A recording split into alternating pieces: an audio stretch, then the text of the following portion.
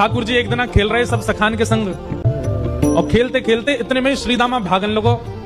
ठाकुर जी बोले, ए श्रीदामा कहां को जा रहे हो? श्रीदामा बोलो, लाला ससुराल जा रहा हूं अपनी। ठाकुर जी बोले, नंदगाम सुनो, बरसानो सुनो, वृंदावन सुनो, गोकुल सुनो, जे ससुराल कौन सा गांव है भैया? श्रीदामा हंस के बोलो, लाला ससुराल गांव को नाम ना है। तो बोले, फिर कहा है ससुराल? बोले, जब ब्याह है जाए ना तो अपनो घर तो पीहर है और पत्नी को घर जो है वो ससुराल है। ठाकुर जी बोले, जे पत्नी कौन होवे? बोले, लाला जैसे नंद बाबा की तेरी मैया यशोदा पत्नी है, ऐसे ही मेरा ब्याह है रो, मैं पत्नी लेवे जा रहा हूं, तो पत्नी के घर को ससुराल के में। ठाकुर जी गए श्रीदामा के पास, वे श्रीदामा मेरो ससुराल कौन सा है? मेरे ससुराल को नाम बता। श्रीदाम बोलो, मुंह का पता तेरा ससुराल कौन सा? तेरी बहू जहां की होगी वही तेरा ससुराल। बोले, मेरी बहू कहां है? श्रीदामा बोलो, लाला मुंह मत पूछे, मैया तो जाके पूछ। ठाकुर जी तो आज पहुंच गए सुबेरे ही, और यशोदा मैया से जाकर के रोने लगे। मैया बोली, काय गुरो रा लाला? बोले, मैया तेने मुझे इतनी बड़ी बात छिपाई। मैया बोली, कहा छुपा दियो मैंने? बोले, तेने मेरी ससुराल को नाम ना बतायो आज तक। मैं 3.5 बरस को बूढ़ा है, अभी तक मुंह मेरी ससुराल ना पता। और वो श्रीदामा अपनी ससुराल गए बहू लेवे।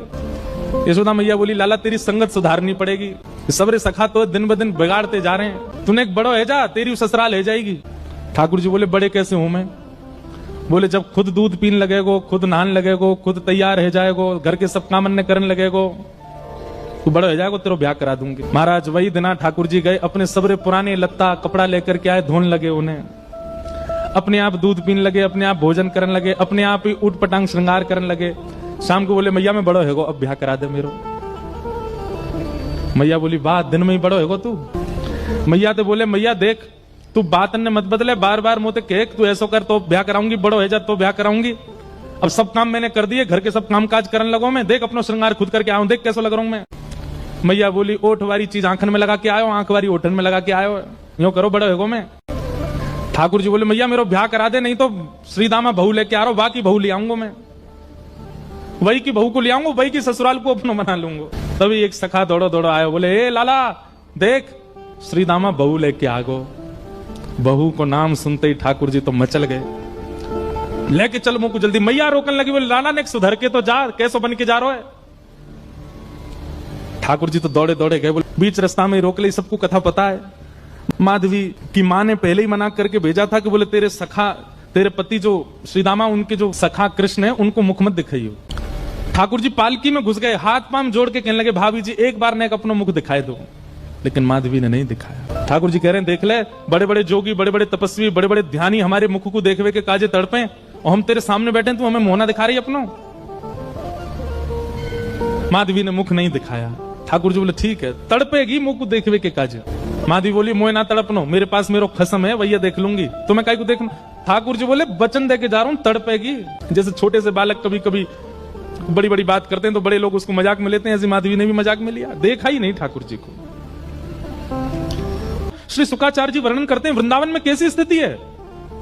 गोपियां दोहन करती हैं तो घर घर घर जो दही की मथनी की आवाज आती है ना, उसी में ही कीर्तन करने लग जाती हैं। कृष्ण ऐसे, कृष्ण के नेत्र ऐसे, कृष्ण की नासिका ऐसी, कृष्ण के कान ऐसे, कृष्ण को मोर पिच ऐसा, कृष्ण की पीतांबरी ऐसी, कृष्ण की भुजा ऐसी, कृष्ण के चरण ऐसे। कोई गोपी अपने घर में चौका लगा रही है, और चौका में पहुंचा की जो छर्र छर्र आवाज आवे, वही छर्र छर्र ध्वनि में ही कीर्तन करने लग जाए, कृष्ण ऐसे, कृष्ण ऐसे। हसितम मधुरम, चलितम मधुरम, वमितम मधुरम, मधुराधिपते अखिलम मधुरम। इन सबकी बातें सुनकर के मीराबाई माधवी को ऐसा लगता है कि इन सब से तो मैं श्रेष्ठ हूं, कम से कम अपने पति की हूं, इन सब की तरह तो नहीं। पूरे दिन उस कृष्ण की प्रशंसा करती रहती हैं। सब गोपियां माधवी से कहती हैं, अब अभी तक तेरे सामने आयो ना है, और तेने अभी तक देखो ना है। अरे या प्रेम को काम भावनाते मत देखियो, 3.5 वर्ष को 4 वर्ष को है, लेकिन वहां के प्रति एक अलग ही प्रेम प्रकट है जाए। माधवी सबको ज्ञान देती है, बोले चाहे 3 वर्ष को 4 वर्ष को है तो अन्य पुरुष, क्यों उसकी बातें करती हो, क्यों उसकी ओर देखती हो। लेकिन 24 घंटे गोपियों के बीच में रहती माधवी को और कोई चर्चा ही नहीं सुनाई देती। सब केवल कृष्ण की बात करती हैं, जल भरती हैं तो, बैठती हैं तो, भोजन बनाती हैं तो, बतियाती हैं तो, श्रृंगार करती हैं तो, हर समय कृष्ण कृष्ण कृष्ण कृष्ण। माधवी ने कुछ समय अकेले रहने का भी प्रण लिया, लेकिन अकेले रह नहीं सकती, जंगल है, कहां अकेली जावे, जाना पड़ता है। उस एक दिन रात में सोई तो अब कानों में कृष्ण कृष्ण कृष्ण कृष्ण गूंज रहा है, तो कान बंद करती, पता नहीं पूरे दिन इतना नाम सुनती हूं कि अब तो कानों में भी यही गूंजता है। कान बंद करके सोती है तो स्वप्न में कृष्ण ऐसे हैं। अब कृष्ण देखे नहीं है, लेकिन उसको श्याम वर्ण, पीली पीतांबरी, वंशी, मोर पिच्छ सब अनुभव होता है। उठ के बैठ जाती है, नेत्रों को मीटती है, क्या करूं मैं, नहीं चाहती है स्वप्न मुझे आवे। अब धीरे धीरे माधवी की स्थिति ऐसी होने लगी कि अब वो ना चाह करके भी कृष्णमयी ही हो गई है।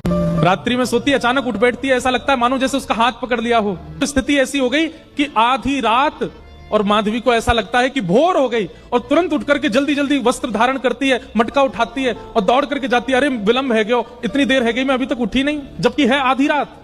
दिन रात सब परिवर्तित हो गया। पहुंच गई यमुना तट, और यमुना तट जाकर के देखा एक भी गोपी नहीं है, तो माधवी को लगा कि मैं विलंब से आई हूं, सब शायद जल भर के चली गई हैं। जल भर के रोज जाती है माधवी, लेकिन आज पता नहीं उस पात्र में इतना भार कहां से आ गया कि स्वयं ही नहीं उठा पा रही है। इधर उधर देखने लगी, याचना करने लगी, कोई तो आवे, कोई तो उठा दे। और तभी कोई नहीं है वहां। नंद नंदन श्याम सुंदर चलते हुए आ रहे माधवी के पास। माधवी की मति घूम गई है, आधी रात ही आ गई, और तभी ठाकुर जी वहां पहुंच गए। पहले तो चाल देखी तो चाल पर मोहित हुई, फिर जब वक्ष देखा तो वक्ष पर, जब हाथ देखे तो हाथ की चलन पर मोहित हो गई, और मुख देखा तो भूल गई सुध बुध। ठाकुर जी आए और आकर के मंद मुस्काए के बोले, हेरी गोपी उचाए ना पा रही, चल ले मैंने एक हाथ लगाए दूं, उचाले याकू। और एक तरफ से माधवी ने मटकी पकड़ी और दूसरी तरफ से ठाकुर जी आकर के नन्हे से गोपाल जी ने जैसे ही हाथ लगाया मटकी उठने लगी। लेकिन मटकी पर नेक सहारा देते माधवी रख लेती, ऐसा नहीं। ठाकुर जी मटकी उछा के, जैसे जैसे मटकी उछ रही है वैसे वैसे ठाकुर जी लंबे होते जा रहे हैं, और बिल्कुल माधवी के नेत्रन के सामने आकर के खड़े है गए। कटाक्ष नेत्रों के सामने कोई गोपी टिक नहीं पाती, और माधवी को ठाकुर जी प्रत्यक्ष देख रहे हैं, सामने खड़े है कि। और वो एक क्षण के लिए जो रूप माधुरी का दर्शन हुआ, वो दर्शन देकर के ठाकुर जी खिलखिल करते हुए भाग गए वहां से। अब माधवी चाहती है कि पीछे भागे, लेकिन पैर स्तब्ध हो गए। माधवी चाहती है कि चिल्लाए कि रुक जाओ, पर बोल नहीं पा रही है। माधवी चाहती है कि इधर गए मैं नेत्र घुमा करके देख लूं, पर नेत्र घूम नहीं पा रहे। पूरा शरीर मानो जैसे एक स्थूल स्तब्ध एक मूर्तिमंत की तरह खड़ा हो गया। केवल नेत्रों से अश्रु गिर रहे हैं, कुछ नहीं कर पा रही, बेसुध है माधवी। वहीं खड़ी रही तब तक जब तक भोर में गोपियां जल भरने नहीं आ गईं। अश्रु जलों से जल पूरा वस्त्र भीग चुके हैं माधवी के।